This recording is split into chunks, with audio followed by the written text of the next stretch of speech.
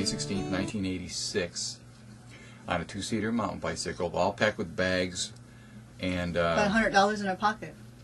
So we went up the coast of California, Oregon, Washington, around the Columbia River in Washington. We headed eastward up Montana Glacier National Park, North Dakota, you know, Lake Michigan on a ferry. I think that was when we were actually traveling without pedaling, was on this ferry going across Lake Michigan. 200 miles of Canada into New York, and to our destination, which was Lockport, New York. You have such freedom. You smell the grass, you see the grass, you feel the grass, you hear the grass. I mean, everything around you, you're so aware that it's from God and it's a gift of God, and you're so relaxed and you're so free, and there's no stress, and there's no, you have to have an appointment or perform or do anything. You just you just ride your bike, and the pedaling becomes natural. You don't think that you're pedaling. You don't think that you're working and doing all this. You're just living life, and you're just enjoying the scenery, and I can't wait to do it again. I'd like to do it again.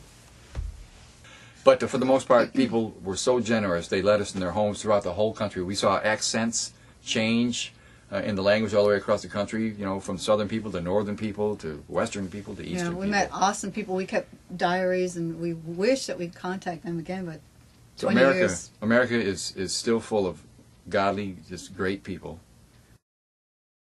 One of my most memorable things is, I believe it was like on the 30th or 31st day, I got really mad. I just had enough. I was tired of pedaling from sunup to sundown, eating and then pedaling again, and I was just tired of it. And I said, I quit. I want to quit. So I had a temper tantrum. We were in the middle of nowhere. I sat down right in the middle of the streets, like a little kid. I crossed my arm, stuck up my bottom lip, and I said, I quit. I'm not going nowhere. I just quit. And I had a temper tantrum. It didn't do me no good, though. And I just waited. I just sat there and waited. No cars ever passed by the whole 10 sat minutes. There, I quit. And then guess what happened? The next day, the spokes on our bike broke, and we couldn't get them replaced. So we sat at a table and decided whether we were going to quit or not. And I cried, and we decided we weren't going to quit. That was the closest we ever really did get to quit. And we found out that we had to do a lot of research, but we were able to get, he jerry-rigged, he fixed our spokes by himself. And so I kind of found out that I really didn't want to quit the next day after my temper tantrum. We never really went anywhere, like go to a movie or go to Walmart or go to the mall. We didn't do those things on the bicycle trip. We cycled all day long. We stopped and slept. Woke up, cycled, stopped and slept. You know, so we didn't do it. But one day we decided to go to this petting zoo, which was right on the route where we were at. I'm not sure if it was close to our campground, but anyway.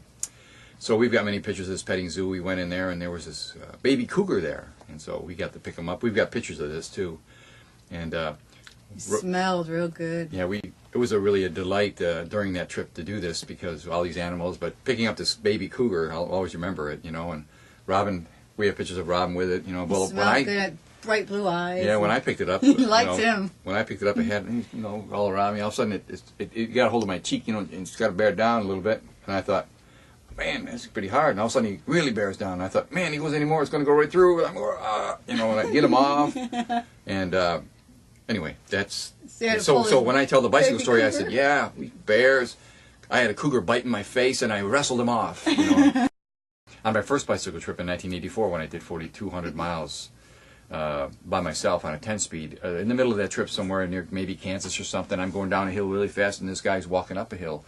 And he's got bags all around his bike, and you get to learn who's going across country by their equipment. You know, yeah, and so well, we stopped and talked, of course, and at the end of the conversation, I looked and I could tell this guy's older, you know.